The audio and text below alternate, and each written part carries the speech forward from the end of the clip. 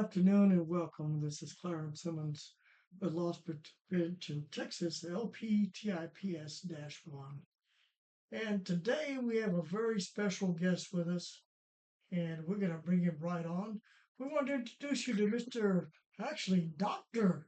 Sergio Olivares.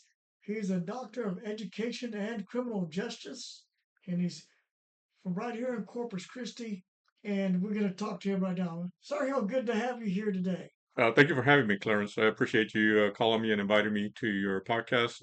It'll be interesting to share, my information and what we have going on today. So, thank you. Yes, sir. Well, we have a lot of things going on. First of all, tell me a little bit about yourself. Well, on the security side, I've been in the security industry for many years. I was a level 3 instructor going back to 2005, and I've trained, I would say maybe 3,500 armed security officers and non-commissioned security officers in that period of time. So it's been a long few years. Uh, I've also been, I've owned a couple of security companies. I've been involved in security. I work federal contracts. I manage and supervise federal contracts. Uh, did a stint overseas working for DoD as a contractor doing security work. Uh, so that's part of me right there. Education-wise, I earned my PhD degree 2 years ago. It's in education and criminal justice here at Texas A&M University Corpus Christi. Also have a master's and a bachelor's from Texas A&M University Corpus Christi and an associate's from Del Mar College. So that's me in the educational part of me. And then experience-wise, let's say I've had many different types of jobs over the years, and I just bring all that experience into everything that I do. Very good. Well, I guess we could say that you are indeed a professional in this field, Absolutely. and we're glad to have you. Also, you did a stint working for a government type agency in Texas, Oh, DPS. yeah, yes. I'm sorry. Yes, yes. You threw me on there. Yeah, I was an investigator for Texas DPS for 2 years. Very good. Yeah, So I guess you could say if we need to get some answers, we could probably get some answers from you, and we're very very glad to have you here. And sure, let's just get started. When you started in the security industry, you know, uh, what was it like when you first got started? when I first got started in the security industry here in Texas, it was learning as you're going. I think the rules were still not as they are today. I think they're still learning and they're still adapting, developing the whole level 3 commission course and the level 2 course. I think back then in 2005, I think they were getting there. They were getting better. Let me go back a little bit though, but I've been in the security industry going back to the 90s, to the late 90s. So even back then, the industry was still developing and the regulatory division was still developing. So now we have a much better system that still needs some work, but it's getting better. Well, you said a much better system that was still needs some work. I remember when I first got into private security, they had a yellow card, and we had to stick our picture to it. Yes. And you show that to people, they go, "What is that? That's a yellow piece of paper with a picture on it. Yeah. What are you trying to pull?" And then they came out with the blue card for non-commission and the pink card for commission. And then up until a couple of years later, they finally started printing out the actual ID cards, like your driver's license. So that's where they're at now. And in the back of the ID card for your license tells you what licenses you actually possess. Yeah, that's quite a bit of difference from that piece of paper that we used to have. I can tell you that because I remember that, and that was the official card at that time. Absolutely. And now we have something that looks very similar to a driver's license. Yes. Well, speaking of licensing, can you tell me as far as schools and security officers, how do you feel about the licensing system now as compared to the way it used to be? Like I mentioned just a while ago, I think it's under development. I think right now it's different tiers for school security, and I think each tier is still under development. And I think there's that's where the confusion is at. So let me explain. For example, the highest tier is your school resource officer. That is your licensed peace officer that also has to do an additional 20 hours of training according to Texas Commission on Law Enforcement to be a school resource officer. So that's your highest tier right there. Bring that down to the next level below him is what they call the school marshal program. The school marshal program is for specifically selected individuals of a school district or a campus that want to be school marshals, and they get trained. They have to go through an additional 80 hours of training. That's also through the Texas Commission on Law Enforcement. And once they get that certification, they can be school marshals, and they're full time. They're full-time school marshals, kind of like the school resource officers. The next bottom line, you have your guardians, your guardian program.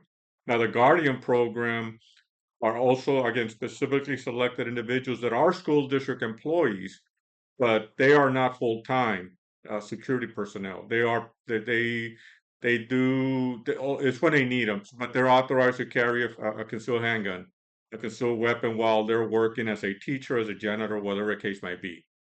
Okay, so we have all those in the school district, and we still haven't gotten to those level three security officers. So after all of that, then we still have level three security officers. Is that correct? Absolutely, and according to the way that it's written in the law, a school district can contract out with a company that's licensed to provide security guard services, but those officers need to meet the guidelines of the private security industry. Again, go back to Occupation Code 1702 and the administrative rules, where they have to be properly dressed, company patch on their uniform, wear a distinct uniform for the company, carry a firearm that's not concealed.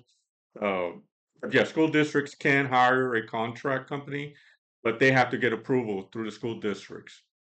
Okay, and there's something else that government letter of authority, so that school district, from my understanding, that school district can have their own in-house security officers that are just like a company would hire security officers that have to wear a security uniform. They have to be in uniform, from That's my understanding. correct.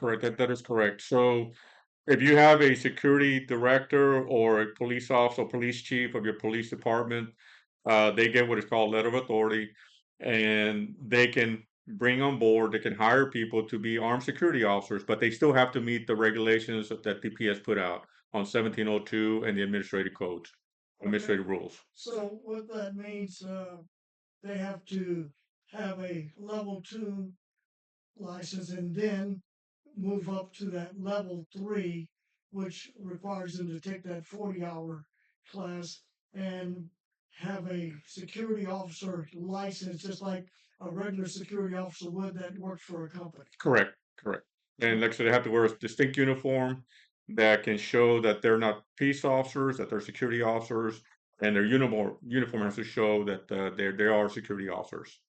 Okay, Yes. so the schools have several layers of protection along with that security officer, and that came about, I guess, because of House Bill 3, which said that they could have those armed, along with those other armed people, that level 3 security officer armed in the school. Correct. And that security officer, level 3 officer, has to do the same training that a regular security officer does that does not work in the school. That's correct.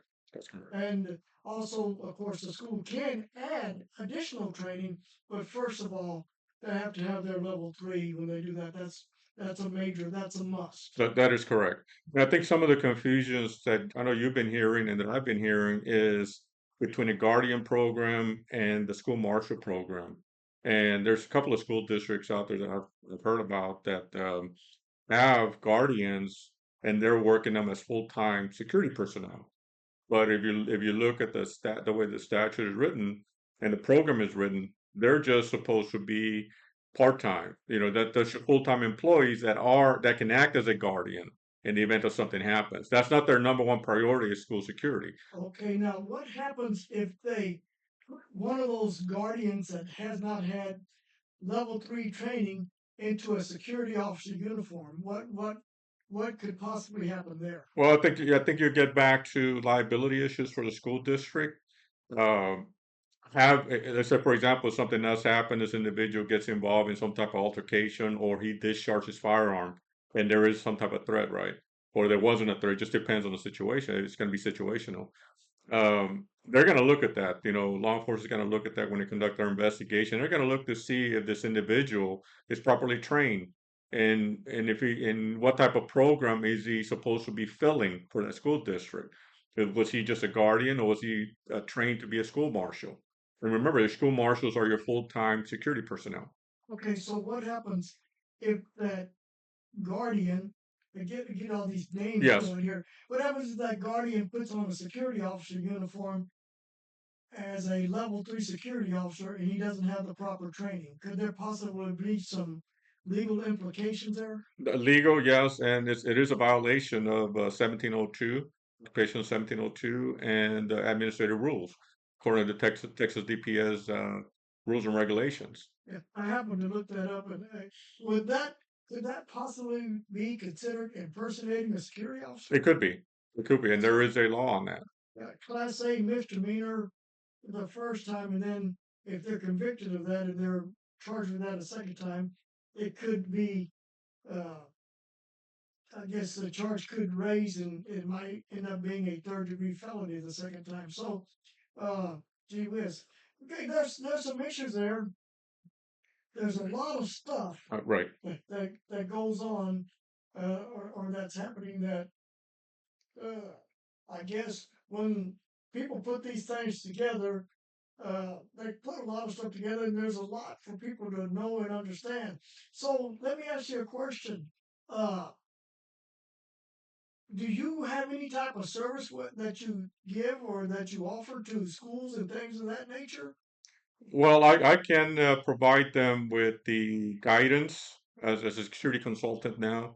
I can provide them with the guidance to help them meet, making sure that they're in compliance with the right program. Just really reviewing what they have now and making sure that they're in compliance with the right program, making sure if they have guardians, making sure that they meet the requirements.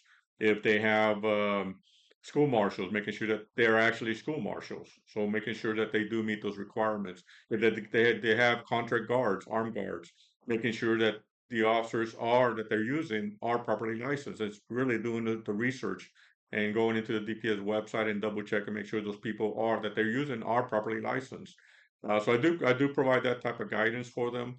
I'm also a consultant to the Texas School Safety Center, and I can also help school districts with emergency operation planning, their plans, their manuals, uh, upgrading their security, their physical security needs, give them recommendations on that. And really, I mean, House Bill number 3 has very strict requirements for school districts at different levels of what they need to be doing. And physical security is one of them, armed guards is another one. But it goes beyond that. It's got some more requirements on there that school districts are barely getting back into, trying to get into or meet the needs of that. So House Bill 3 did a lot as far as adding security and reference to schools, and a lot of this came about because of school shootings, attacks on schools specifically. And so House Bill 3 was kind of specific to schools, and it added some other things into it, and they kind of meshed it all together, and now we have potato salad. Exactly, So, exactly. And that's where the confusion is at. I think that's where the confusion is with the different programs. And really, it's just doing your research. If you're like a police chief of a school district or security director, do your proper research. Call Mr. Simmons.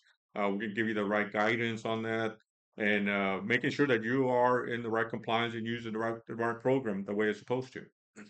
one of the problems that I've had, I have people that call me and they are sometimes working at a particular place, be it a school or another business or whatever.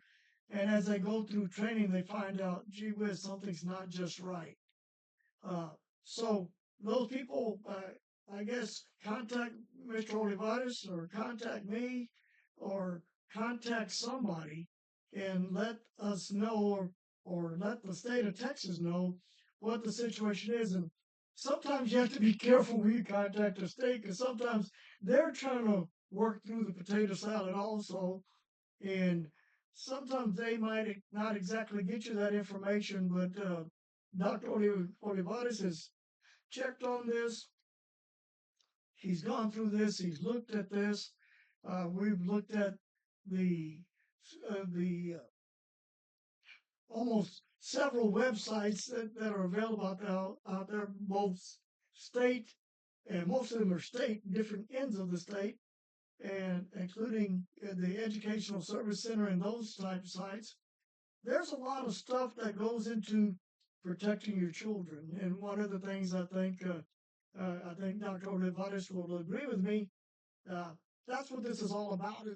It's all about protecting our kids. Absolutely, and that's the number one priority. I mean, you want to make sure that you're sending your kids to school and they're going to be safe while they're learning, and their security shouldn't even be an issue.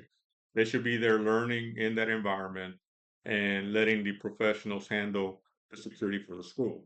I want to go back a little bit of what you said about uh, it was the confusion.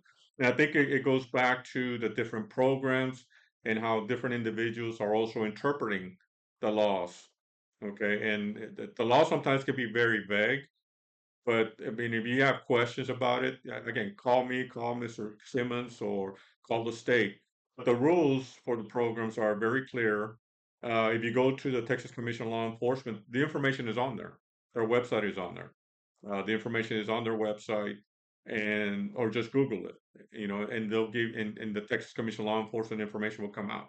I think that's number one is do your research before you do anything else. And one of the things I want to, when you said do research, I want you to make sure that you don't go to Facebook and do your research. Billy Bob knows security. It's not where you want to get your answer from because Billy Bob may be wrong. You want to get yours from a source, and that's the problem with everybody. They go to the internet and they don't go to where they need to go. But I guess what they used to say when I used to go to church. They had itchy ears, and they go to where they hear what they want to hear, and not where somewhere where somebody's going to tell them exactly what they need to know. Exactly. That is so true. Yeah, just be careful with, again, social media. There's a lot of false information out there. What? Go to reliable sources. Go to your reliable sources. The agency website, whether it's Texas DPS or Texas Commission on Law Enforcement, they have the up-to-date information on there, and that's where you should be getting your information and your guidance. Like I review that information periodically. I know Mr. Simmons does also, so we stay up to date on the regulations on that.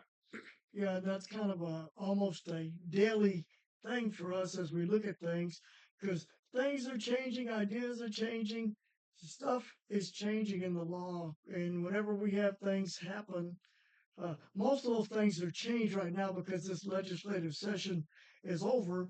But you still have to keep an eye on it because making sure you're reading things exactly the way they're meant to be read. And then sometimes I'll call Austin DPS.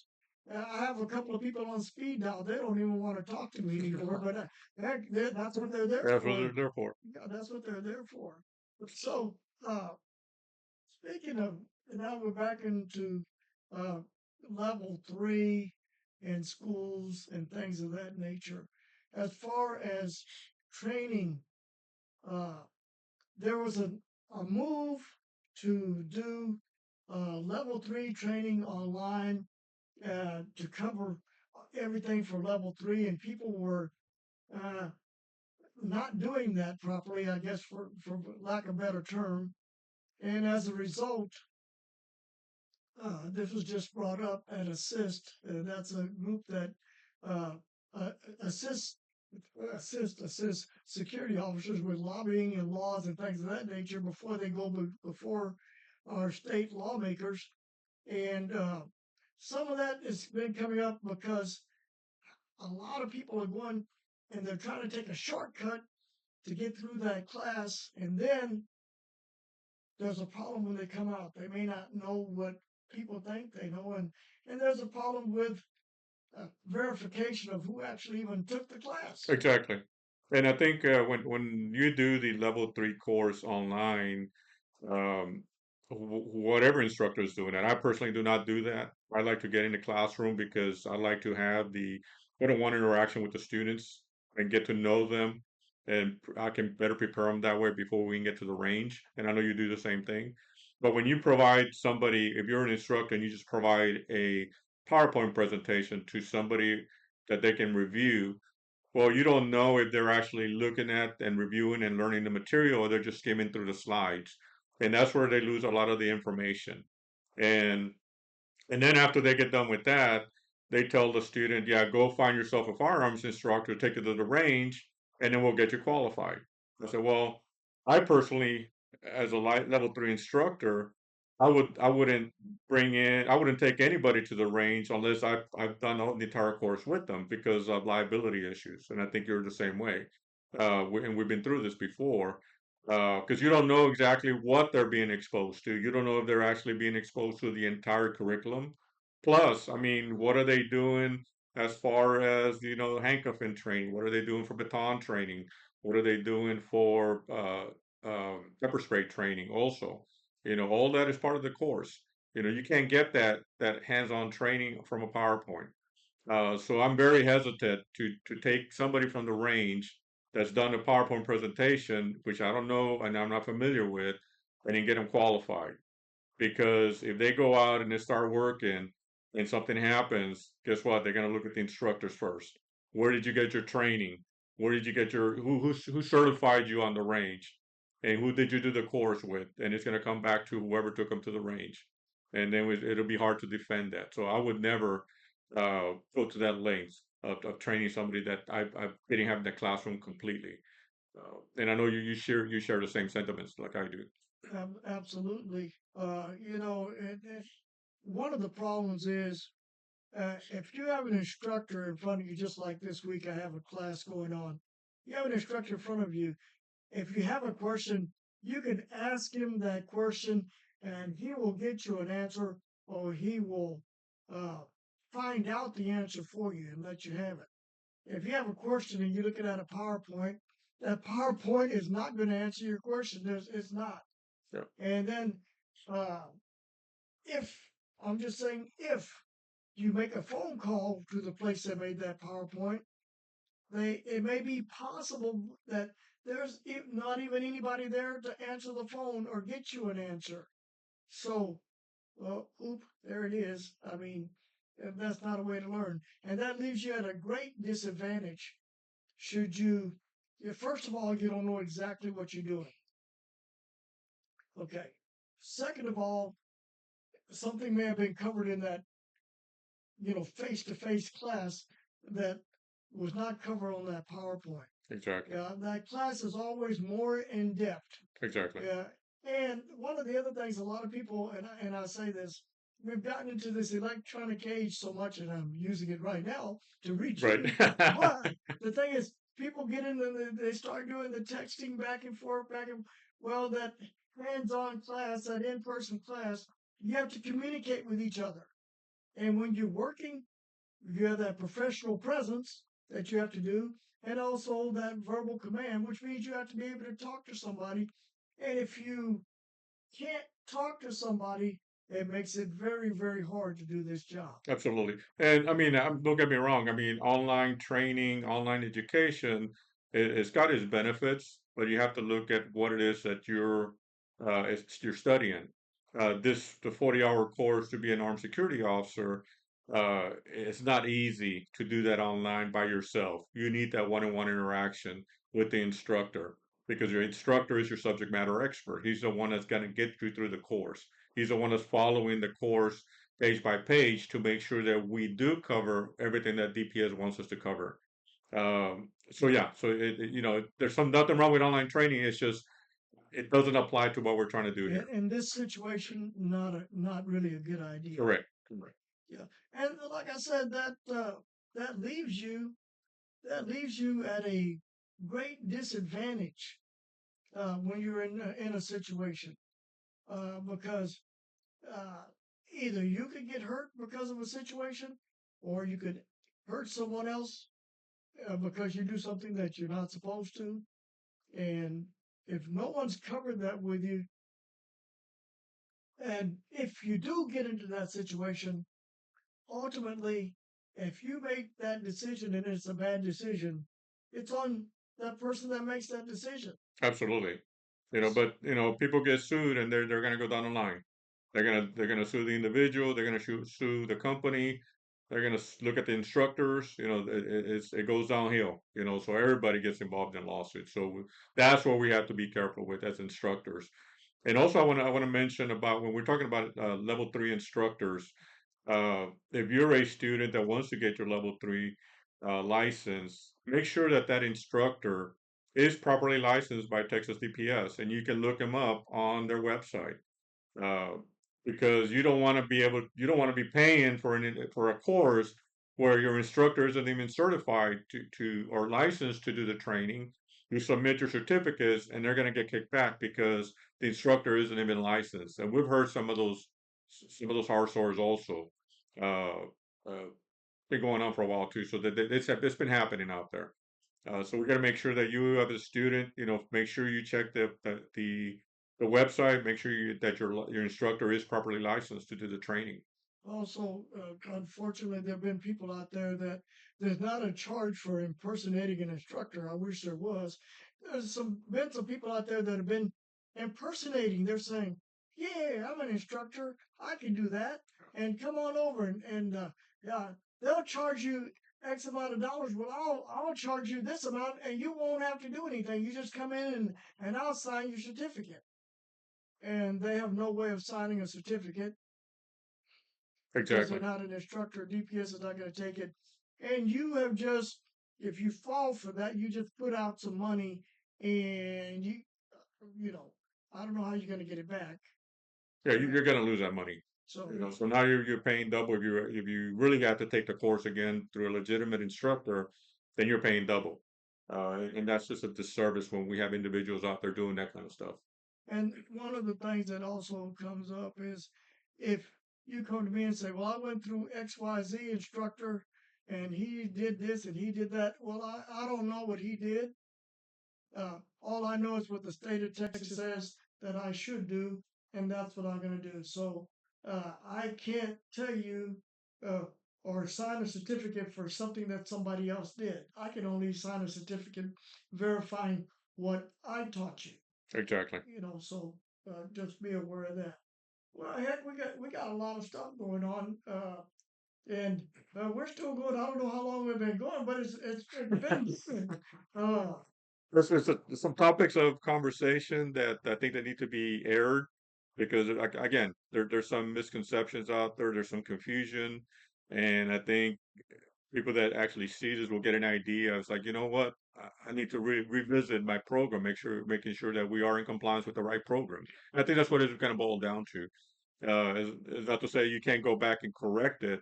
It's like, but if you're going to correct it, the correction needs to be done now, so that you don't get yourself in a deeper hole with compliance, and that becomes an issue.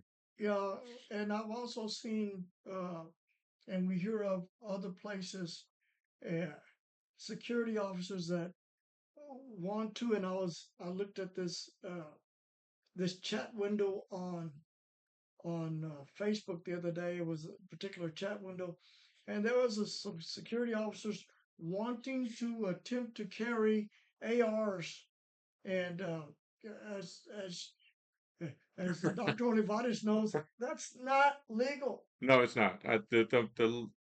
The only long gun that the state will allow you to carry as a commissioned level three officer is a shotgun. And Uh, that's a 12 gauge, it's a 12 not gauge. 12 gauge, not a 20. Correct. And somebody asked me, well, how about a 20 gauge? I said, well, you can't carry anything. They say, why not? And I just have to tell them it's a law. Yeah. It's And, law. and when you go to the range, you have to do the training for that also, so to get that on your license. But yeah, there's been a lot of talk out there in the last couple of years. Uh, there was actually a group out of Houston that wanted, and their officers started carrying AR rifles, on duty. And eventually, that finally got to the state legislature, and it turned that down because somebody was pushing to have that pass, and it did not pass. So yeah, as of right now, the 12 gauge is the highest weapon you can carry, and then your semi-automatic pistols, whether it's a revolver or any type of semi-automatic So pistol. the NSA non-semi-automatic or Correct. the SA semi-automatic, Yeah. if you qualify with the semi, you can carry either Either one. or. If you qualify with the revolver, then you can only carry a revolver. Correct. That's the way the law is written on that. Correct.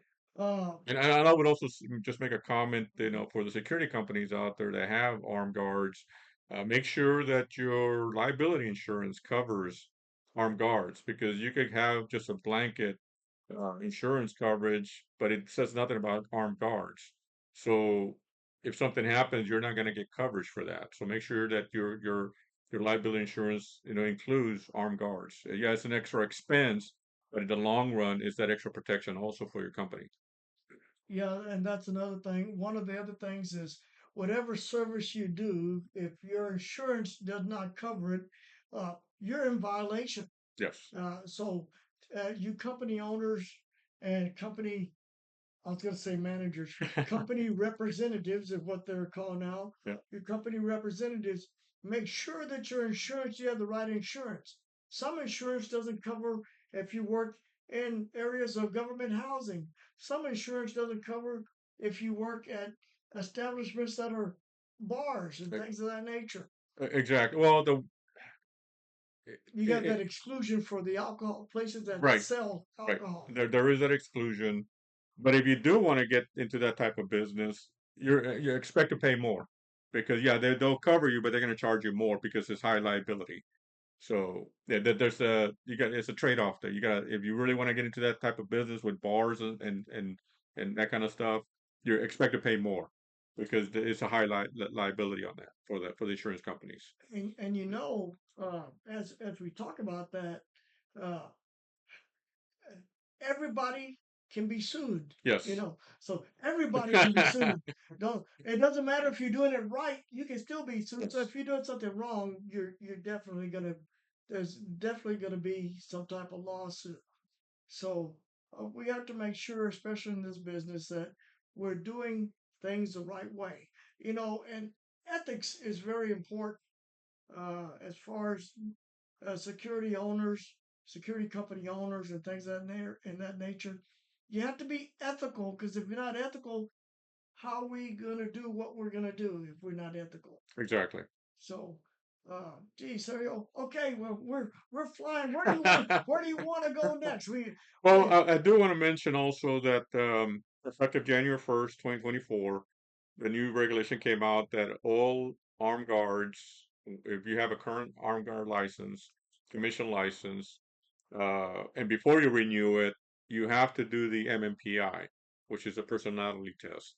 Or if you're a first time coming around to do the course, you have to do the MMPI also. So make sure that is also done, and make sure that you find the right person to do it.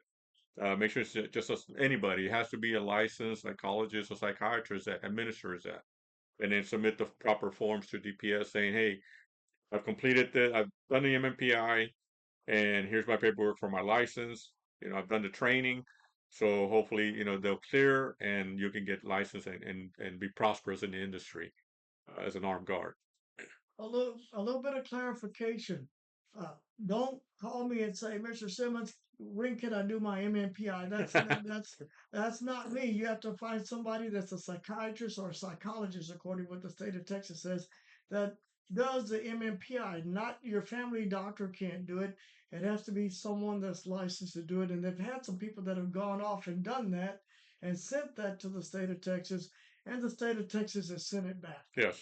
So uh, check uh, and make sure they're licensed. You can get their information off of website. Don't go to Billy Bob's medical system. Make sure they actually have a license that they are who they say they are, and they have that because DPS is looking at those sections where they're filled out, and they are verifying, that those people are saying what that certificate says that they get back, that they are who they say they are. So they are checking. That's correct. That's correct. Okay. So Okay, so we're floating right along here, and as we look at things, uh, we're gonna take a quick break, and you won't know it at home as you're looking at this, but uh, we're just gonna take a quick break and just put some things together and make sure we're gonna get you all the information we can because we're gonna drain everything we can out of Dr. Olivares. Great. So Okay. please stand by.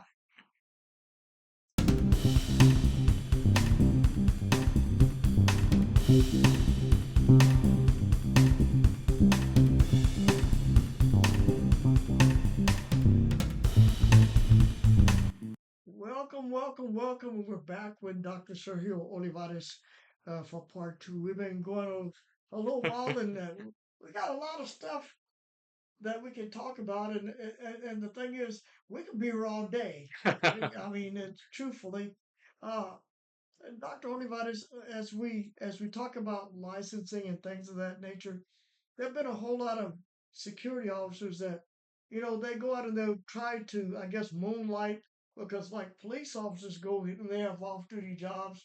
A lot of security people think that they can do that. My question to you is, can they go out and moonlight? If they are licensed as a level three security officer and they work for a company, they cannot go off on their own and do moonlighting on their own for a third party. They have to work. The contract has to be through with your company and with that client. You can't do it on your own. If you do that, that is a violation because you do not have a company license, period, to do it on your own. Yeah, and that's another misconception. People think that they can do that, and they can't. You mean to tell me that if my brother-in-law says, "Hey," and I'm a level three security officer, "Hey, Simmons, can you come over and work for your brother-in-law at their birthday party or wedding?" Uh, Without a company backing or a company sending me, I can't do that. Correct. Correct. You can't do it on your own, even though you're a licensed level three security officer. You have to. It has to be. There has to be a contract involved between the company you work for and the client. You cannot do that on your own, and that is a clear violation of the act. And that's a you could get a visit from DPS on that if they find out about that.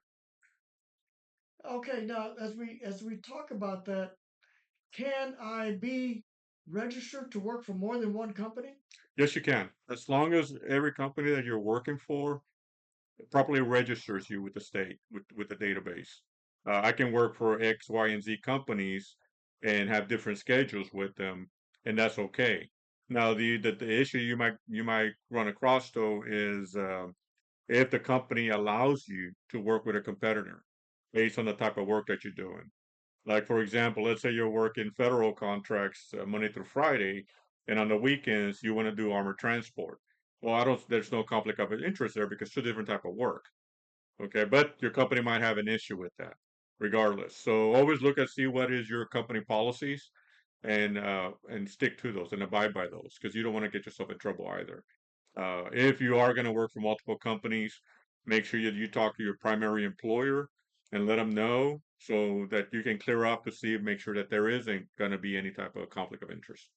Oh, very good. So, and of course, like you said, that goes back to standard operating procedures of that company policy. Both of the companies have to know, they have to agree. So, of course, it's unethical if you go and try to steal clients from that other company. So, Yes, of course, you don't want to get caught up in that correct. because that just tells the type of person you are. And if you're trying to steal clients, what else are you trying to steal? I don't know, but anyway, I just thought I would throw that in because it's just not right. And I think that's what your primary employer will look at is why do you want to go work for another contractor, another security company, if you're working for us full time, what is the purpose of that? Are they looking to get information from you about where you're working at now? There's always that issue there that they're always going to be hesitant to allow their employees to work part time for another company. It does happen, but it just depends on the companies. Yeah, and as we talk about those things, uh, that happens a lot. There are some people. I know a guy that he was working for one company Monday through Friday, and then he went and changed uniform because he was licensed with the other Right. company, and he was working one was office type deal where he was at this particular place, and then in the evening from 7 to 11 he was at his second job. Both of the companies knew about it, and then the only problem with that, I think, is can you physically do it? And that's an issue there. What do you think about that? And like I said, it depends on the type of scheduling that you're working. If you're working 40, 60 hours with your primary employer, and then you're going to work on your time off another 8, 16, 20 hours, um, that's a lot of hours to work. And when do you get your rest? I think that goes back to also with some of the issues with law enforcement working part-time security, is they're working their hours and with their city employer, and then they work part-time, on their off time. So when do they get their rest? And that's there's some issues that pop up here and there once in a while. So now you have officers that are working two different jobs, especially on their off time, and then they come back on duty. They haven't had that rest required so they can be effective police officers out on the street. And in the long run, it's that wear and tear that eventually catches up with you. And that's something that law enforcement needs to be aware of also. And then let me get back to you also on law enforcement working private security jobs. Those are usually through the Police Officer Association, and they contract out their officers to a client, like Whataburger or whatever the case may be. I know DPS has done that. I know CCPD has done that. And those are pretty legitimate. But again, you got to look at how many hours more are they working on their off time, and will that time eventually affect their work details, their work schedule with the city. I Yeah, think that becomes an issue. and there's some little bitty licensing things that come up if they're paid directly. Let's say it is Billy Bob's Burger, and they're paid directly from Billy Bob's Burger, then and they're working that off duty as a police officer, then they don't need a security license. Now, if they're going through someone else and the check is going from Billy Bob's Burger to the coordinator, and then the coordinator is paying them indirectly, then the coordinator needs to have a security license, and that police officer also needs to have a license as a security officer. So that's another little thing that Yeah. in the law that a lot of people don't know. And but level 3 security officers, you have to be affiliated. You have that gang affiliation, I call it. You have to be affiliated with a company before they can send you out to do security stuff. Well, the way it's written in the statute is you have to be a bona fide employee of the company, which means that the company is paying you directly for the services you're providing to a client. So yeah, you can't do it on your own. You have to be working for a security company. Also, that company's insurance has to be able to cover you as an employee of the company. Exactly. So those are some things because you there's no such thing. Somebody said, "Well, I can go out and get my own insurance." No, No, you can't no, do it on your own that's unless you go through the whole process and take the manager's exam, submit your company paperwork, and you as an individual are your own company. You're right. the only employee. Yeah, then that's a different story. But you working for a company and then doing things on your own, no, you can't do that. Yeah. So these this is important information for everybody to know. There's a lot of other stuff that we could get into. Uh, this is a last minute situation that we put together, and I appreciate Dr. Olivares coming over. In fact, as we're looking at this, I'm gonna. Do we have a script that we're following? No, we're not. No, we're So, not. so this is just things that we're Topics that doing. have been coming up recently that I think they need to be addressed because of misinformation and confusion that's out there. And just want to make some clarifications on some of the issues. You said misinformation. Oh Yeah, wow. confusion out there. Yeah. Yeah. Uh, Okay, Dr. Olivares, is there anything you can think of that uh, uh, you can think of as going forward that we might want to talk about later? Or at the moment, no. But I'm sure, once I leave here, I'll probably come up with some other topics that we can do as a Right after you second. turn off the microphone. Yeah, I'll probably come up with some other topics that of interest. Again, we can talk about additional training for officer or security officers at schools. I have a program for that we can do. Heck, Yeah. you have a book. Oh, that's right. That's right. That's right. Sorry. I do have a book. I did write a book. Well, the book it's something I've been working on for the last couple of years. I finally finished it this past in August, and it's available as a PDF right now. Uh, but it's a book that really covers personal safety and security, how to enhance your personal safety and security, and I teach you different methodologies to improve your security and your personal security. And really, I mean, if you take one chapter a week and apply that information, because there's a lot of information in the book, if you take one chapter a week and just ingrain yourself in that and absorb it and practice you'll start seeing the difference because I'll walk you through and I even give you an examples how to apply the methodologies that are in the book. Um, yes. So thank you for bringing that up. I completely forgot about my book. Well, I didn't forget about it. I bought a copy. So let's put it this way: your security and your safety while you're at home is very important. And there's some things that you can do as a homeowner, as an individual. I mean, as we look at the things that are going on around, heck, you have to be aware of your surroundings. Going to Walmart or HEB or sitting in your living room. Absolutely. So that's what this book addresses that Dr. Olivares has has written, and it's a plus. Plus, he, like I said, he does security consulting. If you have a question, he can help you with it because that's what he does. That's what he does. And actually, last month I was in San Antonio and I conducted a seminar for some realtors in San Antonio based on the book information. I didn't cover the entire book because it would have been a couple hours long, but I covered what I could in 1 hour. I did the highlights and then they got a copy of my book. So that's also an option. But, the material that's in the book is applicable to teachers, realtors, really is applicable to anybody. If you're interested in enhancing your personal safety and security, then yeah, I can do seminars on that. I can do training on that.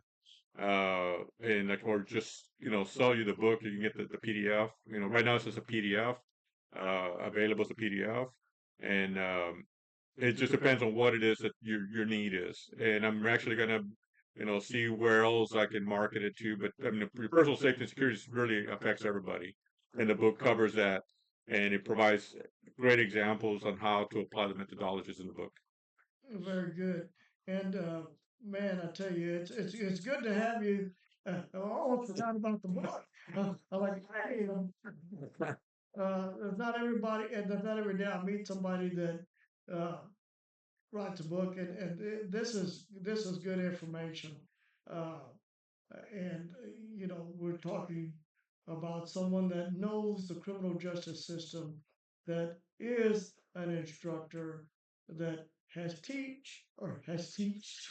taught is teach me to speak, has taught criminal justice in a classroom college setting. So this is important to everybody. Your safety is important to us, even though we're not part of your family, because that's what we do as professionals. And professionals help anybody and everybody with things so that things will go smoother for them, or in this case, in Dr. Olivares' case, so that things are safe for you. Absolutely. Well, Dr. Olivares, I really I appreciate you being here, and I appreciate you taking the time. And any closing remarks from you? No, just stay safe and just be careful what you're doing. And if you have any issues, hey, just call 911. Get the police officers involved. Uh, so never be afraid to call 911 in any situation. Even if you being followed. I know some of in seminar I hosted or I conducted in San Antonio. some issues came up. Realtors are mostly females, and a lot of issues come up with that. So never hesitate to call 911 if you feel you some type of threat. It could be nothing, but it's basically safe and sorry.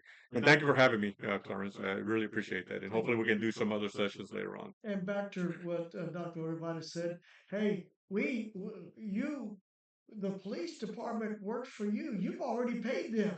So, heck, if you need them, call them Absolutely. and they can help you out. Yep. Well, we enjoyed being with you, this Clarence Simmons, and we'd like to again thank Dr. Olivares for being with us. Thank you for having me. Last thing on the agenda, heck, I guess we better let you go. Okay. Thank you. Have a good evening, You too. folks.